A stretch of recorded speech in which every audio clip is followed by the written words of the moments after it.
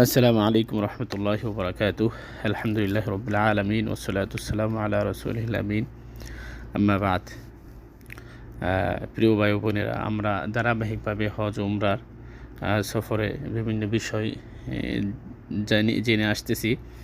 তো আমরা উমরার পদ্ধতি আমরা প্র্যাকটিক্যালি দেখছি, জানছি। আজকে আমরা হজের বিষয়টা জানবো ইনশাআল্লাহ।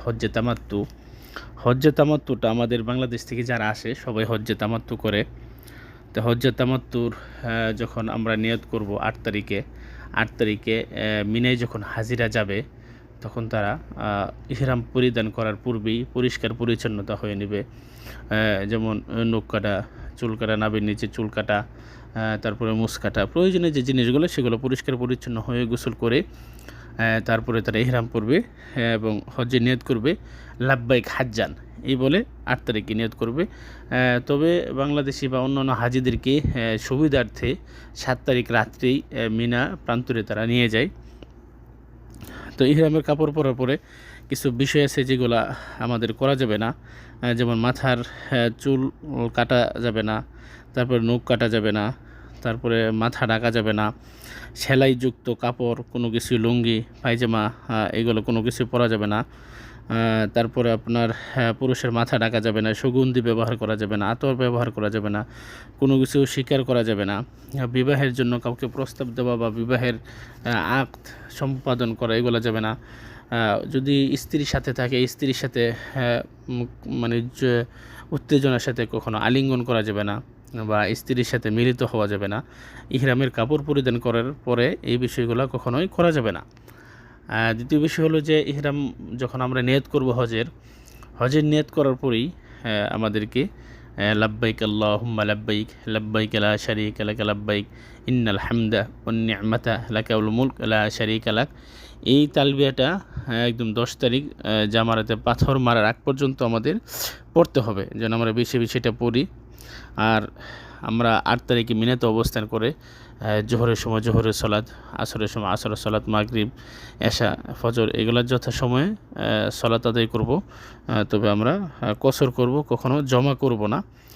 আল্লাহ তাআলা জিকির করব, আজকার করব, তালবে বেশি বেশি পাঠ করব। এই বিষয়গুলো আমরা ইনশাআল্লাহ ধারাবাহিকভাবে করার চেষ্টা করব ইনশাআল্লাহ। আল্লাহ তাআলা সকল হজকে কবুল করুক। তারপরে ৯ তারিখ আমাদেরকে যেতে হবে আরাফাতে। ৯ তারিখ মূলত অবস্থান করার সময় হলো জোহরের পর থেকে সন্ধ্যা পর্যন্ত। আল হাজ্জু আরাফা, আরাফাতে অবস্থান করাটা হচ্ছে হজ। সুতরাং নিয়ম হলো জোহরের পর থেকে সন্ধ্যা পর্যন্ত, সূর্যাস্ত পর্যন্ত অবস্থান করা। তবে সৌদি মুআল্লিম, কারণ একসাথে ২০ লক্ষ ৩০ লক্ষ হাজি একসাথে যাওয়াটা কঠিন হয়ে যায়, সেই জন্য আগের দিন রাত্রেই হাজিদেরকে মিনা থেকে আরাফাতে নিয়ে যায়। এই জন্য হয়তো আপনাদেরকেও বা আমাদেরকেও যারা হজ করবে তাদেরকে আগের দিনই নিয়ে যাওয়া হয়। তো সেইখানে যাওয়ার পরে যে কাজ হলো যে জোহরের সময় জোহর এবং আসরের সলাত একসাথে জমা করতে হবে। এটাকে জমা তাকদিম বলে, মানে আসরের সলাতটাকে আগে নিয়ে আসা, জোহরের সময় পড়া, অর্থাৎ জোহরের সময়ে জোহরের সলাত পড়া এবং আসরের সলাত পড়া। আজান হবে একটা আর একামত হবে 2টা। যেমন জোহরের সলাত আদায় করলাম, আজ একামত দিয়ে আদায় করলাম, তারপরে আপনার আসরের আবার একামত দিয়ে আসরের সালাত আদায় করলাম, 2 রেখাত করে পড়তে হবে। রাসূল সাল্লাল্লাহু আলাইহি ওয়াসাল্লাম এবং সাহাবারা যেহেতু মক্কা থেকে এই মিনাতে, আরাফাতে, মুজদালিফায় গিয়া তারা যেহেতু কসর করেছেন, আমরাও কসর করব। আমরা যেন রাসূলের সুন্নাহ বাদ দিয়ে যেন 4 রাকাত করে না পড়ি, যেটা যেভাবে আছে আমরা সেভাবে আদায় করার চেষ্টা করব। আরাফাতে আল্লাহ তাআলা অনেক বান্দাদেরকে তিনি ক্ষমা করে দেন। আরাফাতে দোয়া করলে কবুল হয়। আমরা আমাদের পাপ গুনাহ যেন মাফ করাইতে পারি, যেন আমরা আন্তরিকতার সাথে, ইখলাসের সাথে আল্লাহ তাআলার কাছে দোয়া করতে পারি, একনিষ্ঠভাবে যেন আমরা দোয়া করতে পারি। সবসময় আমরা এটা চেষ্টা করবো ইনশাআল্লাহ। তারপরে নির্দিষ্ট একটা দোয়া আছে, সেই দোয়াটা হলো যে লা ইলাহা ইল্লাল্লাহু ওয়াহদাহু লা শারীকা লাহু লাহুল মুলকু ওয়া লাহুল হামদু ওয়া হুয়া আলা কুল্লি শাইইন কাদির। এই দোয়াটা আমরা বেশি বেশি পড়ার চেষ্টা করব। আর আপনারা যে বাসায় যেভাবে দোয়া করলে আপনি আল্লাহকে খুশি করাইতে পারবেন, যেভাবে দোয়া করলে আপনি আল্লাহ আপনার দোয়াকে কবুল করবে, আল্লাহ বুঝতে পারবে যে বান্দা সত্যিই সে মাফ চাওয়ার জন্য, তার গুনাহ থেকে মুক্ত হওয়ার জন্য দোয়া করতেছে। আল হাজ্জুল মাবরুর, একটা কথা মনে রাখবেন সবাই, যে হজ্জে মাবরুর বা কবুল হজের বিনিময় একমাত্র জান্নাত। এবং একটা বাচ্চা যখন সে মায়ের পেট থেকে প্রসব করে, সে যেভাবে সে নিষ্পাপ হয়ে প্রসব করে হজ থেকে, সেইভাবে হাজি সাহেবরা যদি হজ কবুল হয় সেভাবে সে বাড়িতে ফিরে যাবে। সুতরাং সুন্নাহ অনুযায়ী রাসূল সাল্লাল্লাহু আলাইহি ওয়াসাল্লাম সাহাবারা যেভাবে অনুসরণ করছে, যেভাবে হজ করছে, আমরা সেইভাবে করার চেষ্টা করব। বর্তমানে এক এক হুজুর, এক এক আলেম তারা তাদের দল অনুযায়ী, মত অনুযায়ী বিভিন্ন ইখতিলাফের সাথে অনেক ধরনের মাসলা মাসাইল বলে থাকে। আমরা সবসময় চেষ্টা করব কোরআন এবং সহিহ সুন্নাহ অনুযায়ী যারা নির্ভরযোগ্য আলেম বা সৌদি থেকে যে আলেমগণ, তারা যেহেতু এইখানেই কোরআন নাজিল হয়েছে, এইখানেই রাসূল সাল্লাল্লাহু আলাইহি ওয়াসাল্লাম বসবাস করছে, তারা আরবি ভাষায়, সুতরাং তাদের দিক নির্দেশনা কি বা বড় বড় আলেম যারা আছে তাদেরকে আমরা ফলো করব। মোট কথা হলো আমরা কোরআন এবং সহিহ সুন্নাহর দিকে সবসময় আমরা প্রত্যাবর্তন করব, যে কোরআনে কী বলছে এবং রাসূল সাল্লাল্লাহু আলাইহি ওয়াসাল্লাম কীভাবে সম্পাদন করছে। এটার জন্য আমরা হুজুরকে জিজ্ঞাসা করি রাসূল সাল্লাল্লাহু আলাইহি ওয়াসাল্লাম কী করছে। তো 9 তারিখে আমাদের এভাবে চলে যাবে। 9 তারিখে যাওয়ার পরে আমরা 9 তারিখ সন্ধ্যার পরে আবার মুজদালিফায় চলে যাব। মুজদালিফা রাত্রি যাপন করা এটা হয়েছে ওয়াজিব। সুতরাং মাগরিবের সালাত আমরা আরাফাতে না পড়ে মুজদালিফায় গিয়ে সেখানে মাগরিবের 3 রাকাত এবং এশারের 2 রাকাত, এক আজানে 2 একামতে আমরা সেখানে জমাত তাখির করব। আমরা আরাফাতে করছি জমা তাকদিম এবং মুজদালিফায় করব আমরা জমা তাখির। সেখানে আপনি রাত্রি যাপন করবেন এবং পাথর নিক্ষেপ করার জন্য 7টা কঙ্কর অথবা 3 দিনের নিয়ে নিতে পারেন, 21টা করে 11-12 তারিখের জন্য নিয়ে নিতে পারেন।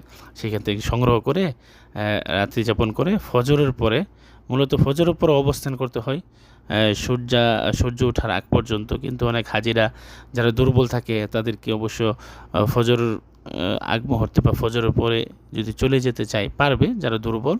তবে চেষ্টা করতে হবে যে আমাদেরকে একটু লেটে যেন আমরা যেতে পারি।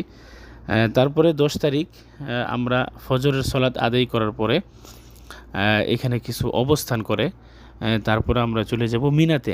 এই 10 তারিখ হয়েছে হজের সবচেয়ে বেশি কাজ। মিনাতে যায় প্রথমে আমাদেরকে জামরাতুল আকাবা অর্থাৎ বড় জামারা যে আছে, বড় যে পিলার, সেখানে পিলার সিস্টেম দেওয়া আছে। সেখানে প্রথম ছোটো পিলার একই রকম, কিন্তু প্রথম ছোটো, তারপরে মধ্য, তারপরে বড়, শেষের যে পিলারটা সেটা হলো জামারাতুল আকাবা বা বড় যে শয়তান বা বড় পিলার। সেখানে আমাদেরকে 7টা কঙ্কর নিক্ষেপ করতে হবে। 7টা কঙ্কর নিক্ষেপ করে তারপরে কাবাকে বামে রেখে, তারপরে জামারাতুল আকাবাকে ডানে রেখে আমাদেরকে দোয়া করতে হবে। সেখানে দোয়া করে তারপরে আমরা চলে আসব সেখানে। তারপর আমরা চুল কাটবো, কুরবানি দেব, তারপরে তাওয়াফ ইফাজা এবং সাই করব। তো এই 4টা কাজ সেদিন করতে হয়। 1 নম্বর হলো পাথর নিক্ষেপ করা, 2 নম্বর কুরবানি, 3 নম্বর মাথা মুন্ডানো, 4 নম্বর তাওয়াফ ইফাজা করা এবং তারপরে সাই করা। সুতরাং যদি 2টা কাজ আমাদের হয়ে যায় 10 তারিখে, একটা হলো পাথর নিক্ষেপ করা, দ্বিতীয় হলো যে মাথা মুন্ডানো, এই 2টা কাজ হয়ে গেলে আমরা প্রাথমিক হালাল হয়ে যেতে পারবো। অর্থাৎ আপনার যা যা নিষিদ্ধ কাজ ছিল সব কিছু আপনি করতে পারবেন, শুধু স্ত্রীর সাথে মিলিত হওয়া যাবে না। তারপরে মক্কাতে এসে অনেকে তাওয়াফ করে বা সাই করে। যদি কেউ চায় যে না মক্কাতে যাওয়াটা কষ্ট হয়, অনেক অসুস্থ দুর্বল মানুষ থাকে, তাদের জন্য আসা যাওয়ার কষ্ট হয়ে যায়, সেই জন্য আমরা ইচ্ছা করলে মিনাতেই অবস্থান করে তারপরে মিনাতে 10 তারিখ তো চলে গেল, 11 তারিখ সূর্য ডলে যাওয়ার পরে আমাদেরকে আবার 21টা পাথর নিক্ষেপ করতে হবে। প্রথম পিলারে 7টা, দ্বিতীয় পিলারে 7টা, তৃতীয় পিলারে 7টা, 21টা। এইভাবে 12 তারিখ অনুরূপভাবে 7টা করে 21টা পাথর নিক্ষেপ করতে হবে। 12 তারিখ আপনি যদি চান যে আমি মিনা থেকে চলে যাব, তাহলে মিনা থেকেই আপনার সন্ধ্যার পূর্বেই মিনা ত্যাগ করতে হবে। অর্থাৎ আপনি খেমা থেকে, তাঁবু থেকে একদম সব কিছু কাপড় চোপড় প্রস্তুতি নিয়ে বের হবেন, যেন মিনা সন্ধ্যার পূর্বে পাথর নিক্ষেপ করে যেন সরাসরি আমরা মক্কাতে চলে আসতে পারি, যাতে মিনাতে সন্ধ্যার পূর্বেই যেন আমরা মিনা ত্যাগ করতে পারি। তো মোটামুটি যারা 10 তারিখে তাওয়াফ করবেন না বা সাই করতে পারবেন না, তারা 12 তারিখ এসে তারপরে তাওয়াফ করবেন। তাওয়াফ ইফাজা যেটা হজের একটা রুকুন, এবং সাই আপনারা করবেন, তাহলে পরিপূর্ণ তারপরে হালাল হয়ে যাবেন। এই হলো মোটামুটি হজের সংক্ষিপ্ত বর্ণনা। আর হজের রুকুন হলো মোটামুটি 4টা। 1 নম্বর হলো যে ইহরাম পরা নিয়ত সহকারে, ইহরাম পরা, 2 নম্বর হচ্ছে আরাফাতে অবস্থান করা, 3 নম্বর হয়েছে তাওয়াফে ইফাজা, 4 নম্বর হচ্ছে হজের সাই করা। মোটামুটি এই কয়টা হলো রুকুন।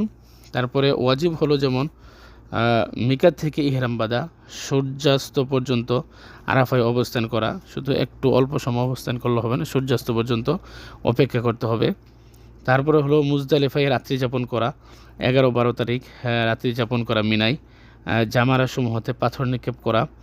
তারপরে কিরান এবং তামাত্ম হজকারী কোরবানি করা, চুল কামানো অর্থাৎ চুল ছোটো করা অথবা চুল মুন্ডানো। আল্লাহ রাসূল সাল্লাল্লাহু আলাইহি ওয়াসাল্লাম চুল মুন্ডানোকারীদের জন্য 3বার দোয়া করেছেন। সর্বশেষ হলো তাওয়াফে বিদায়, যে মক্কা থেকে ত্যাগ করবে, ত্যাগ করার পূর্বে সে বিদায় তওয়াফ করে মক্কা থেকে সে বের হয়ে যাবে। মোটামুটি এই হলো হজের ওয়াজিবসমূহ। সুতরাং সুন্দরভাবে বিশুদ্ধভাবে যেন আমরা হজ করতে পারি, আল্লাহ তাআলা আমাদেরকে সেই তৌফিক দান করুক। আল্লাহ তাআলা সকলের হজকে কবুল করুক। এবং এই সময়ে যে কষ্ট হবে, কষ্ট অবশ্য মিনাতে, মুজদালিফায়, আরাফায় লক্ষ লক্ষ মানুষের একসাথে যেহেতু গমন করতে হবে, তো কিছু কষ্ট হবে, সেটা সহ্য করতে হবে, সেটা ধৈর্যের সাথে মেনে নিতে হবে। যেন আমরা এই অবস্থায় কাউকে গালিগালাজ করা, মুআল্লিমকে গালিগালাজ করা, কারো গীবত করা, কারো দোষ বলা, সেটা যেন আমরা না করি। আল্লাহ তাআলার হজ করতে আসছি যেহেতু একটু কষ্ট করে যেন আমরা ধৈর্যের সাথে হজটা পালন করতে পারি, যেন কারোর সাথে খারাপ ব্যবহার, মারামারি, ঝগড়া, ফাসাদ এগুলো যেন আমরা কখনো না করি। আল্লাহ তাআলার উপর ছেড়ে দেবো আমরা, এবং একজনকে আরেকজনকে ছাড় দেওয়ার চেষ্টা করব। একজনকে ছাড় দেওয়ার মন মানসিকতা আমাদের ভিতরে চেষ্টা করতে হবে। আল্লাহ তাআলা আমাদেরকে সে তৌফিক দান করুক। আসসালামু আলাইকুম ওয়া রাহমাতুল্লাহি ওয়া বারাকাতুহু। মানুষ তো কথা হচ্ছেন না, আপনি ইয়ে হচ্ছেন।